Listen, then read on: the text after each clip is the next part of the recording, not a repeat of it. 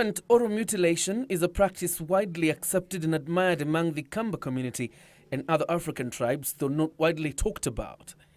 It is locally known in Kamba dialect as kumiaini, translated directly as removal of false teeth or plastic teeth.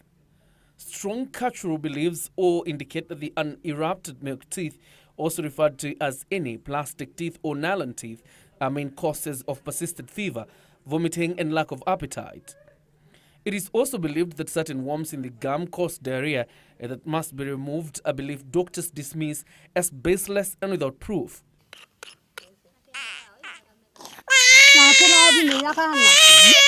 The parents think that children diarrhea because of teeth problems, but really it's not because of teeth problems. The diarrhea is because of hygiene issues when the child is teething, but not necessarily caused by the milk teeth. So what happens is that they actually gorge out the teeth that are about to erupt in the child's mouth. And we've had cases of reporting that this practice reduces diarrhea in children. So it's a very common practice. It has been going on for ages, mostly in the eastern and the northeastern parts of our country. And the biggest problem is the fact that the children are subjected to a lot of pain.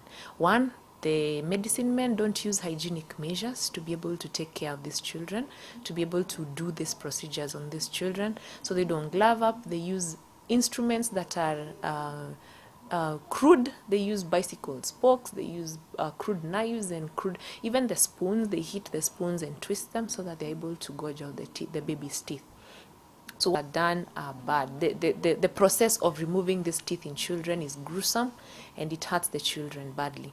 So there's a lot of pain on the part of the children. Sometimes even the mothers don't stay to see the children having this procedure done.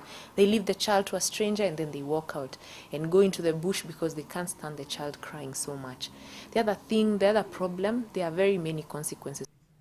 In Masinga sub-county, Machakos County, 4 children have been reported to have contacted HIV/AIDS in relation to the exercise. Doctors say that their parents had tested negative, but the tragedy occurred after they took their children to a traditional healer for the removal of a plastic teeth. Actually, we've had a case of children getting HIV from these procedures. The parents of the children don't have any virus, but the children have resulted in having the virus on them. So these are some of the consequences, bad results of this procedure. Now the other one is the spread of infections, and then finally the child, after the tooth is removed when they are young, the permanent tooth will not get direction when it's coming into the mouth. So the child results, the outline of the teeth result in being very disfigured, and the teeth don't align properly. So at the end of the day, the child will have crooked teeth, and the parents will want to fix that later in life, and it's even more expensive to do that.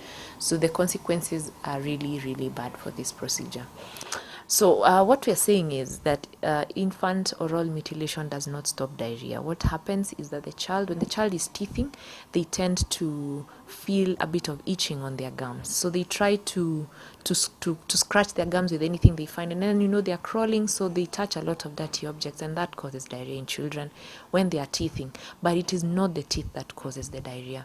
So what alternatives we are giving to the parents is one is actually to observe hygiene when the child is teething, and the second one is to take the child to hospital when there is diarrhea, because we have cases of children dying from diarrhea, and it's really one of the major causes of infant mortality in this country.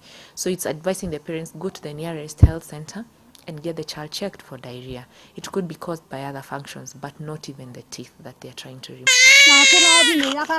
Initially, when a child shows symptoms of dizziness, lack of appetite, vomiting, fever and diarrhea, a traditional healer is consulted to remove the teeth buds, believed to be the cause of illness. The village traditional healer notes the swelling in the areas corresponding to an erupted canines that look paler than other parts of a jaw ridge and relates this to the cause of a child's illness. In most instances, the lower capids are extracted bilaterally, but the extracting and lower incisors has also been reported. Young children presenting with diarrhea and fever are subjected to the extraction of deciduous tooth buds, most commonly canines, as an accepted remedy for their illness. The practice traditionally is done by old men and women healers who are also the beneficiaries of a trade, for it is their main source of livelihood, being paid in cash. Surprisingly, the payment is sometimes a peanut, with some paying 30 or 20 shillings per child. But the myth behind the practice leaves a lot to be desired. It is a belief that whenever a bone is broken, a blood is shed, and that the spouse must not engage in sexual intercourse for a duration of 4 days to ensure a quick recovery. The child should never be touched by a stranger for those 4 days, as breaking those rules can lead to the death of a child and bring a bloodshed curse to the entire family. Francis Muthama is the president of Kinga Africa, a non-governmental organization based at Mutilation in Machakos County. He says one of the NGO's main objective is to educate the community on how to move out from those primitive, outdated and retrogressive cultures, adding that this organization was facing a lot of challenges in tackling the issue. There is a myth, a tradition that has been there for years, because as we talk to these community members, no one even knows when this thing started. They just say, look, we found it here, that's why we're doing it. So it's been a huge challenge trying to confront them and say, man, look, this one is outdated. Let's go visit a dentist, do this. You see, changing that has been a very big challenge. And in some places we visit, and the women who are doing this are not willing to leave it, because one, it is the very same place, or rather this practice is what gives them their own living. They earn a living from it. So telling them to leave it becomes a very huge challenge. And despite financial constraints, the organization is making recognizable trends in eradicating infant oral mutilation in the affected areas by organizing workshops and schools training visits.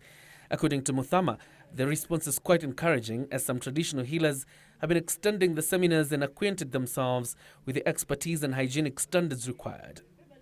They have also been organizing free medical camps in villages, visits to learning institutions and government institutions, including prisons, among others.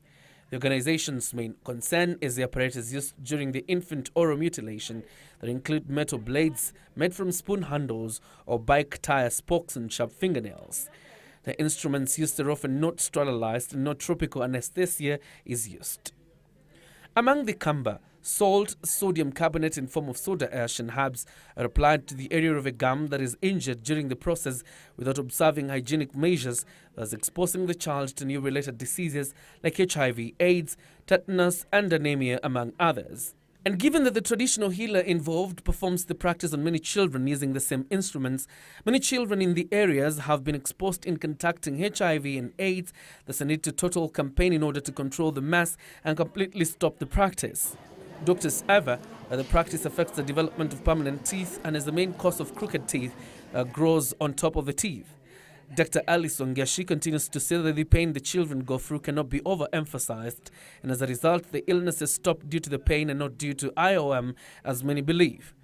She further says the plastic teeth should not be removed at all. And despite the wrong culture, poverty and illiteracy is also contributing to the practice. Masinga and Yeta sub-counties are believed to be amongst the driest regions in Machakos County, with the main occupation being sand harvesting and charcoal burning. The hospitals and dispensaries are kilometers away, and that the area residents claim they can't afford travel to those long distances. They also claim that they can't afford to pay for the medical treatment in those health institutions, and that's why they prefer going to traditional healers as they are cheap. Hospitali zina mandawa za serikali, lakini ni mbali. Toka hapa kwenda Matu ni 200 kwenda na kurudi. Dr. Alice continues to say that this is a dangerous myth. She says that careful medical studies have not found teething to cause fever, diarrhea or vomiting, but poor hygiene does. She also says wrongly ascribing this to teething can delay the diagnosis and treatment of serious infections, sometimes with tragic consequences. The Kinga Africa CEO, Francis Muthama, says his organization has started a campaign against infant oral mutilation, IOM, and are making a difference in combating the trend. However, this is not without a challenge, as the beneficiaries of these practices see them as intruders, keen on delinking them from their money-making venture.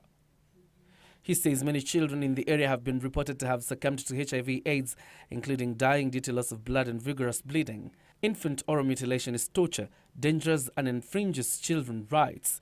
There's a dire need for its eradication. Stop, stop, stop it.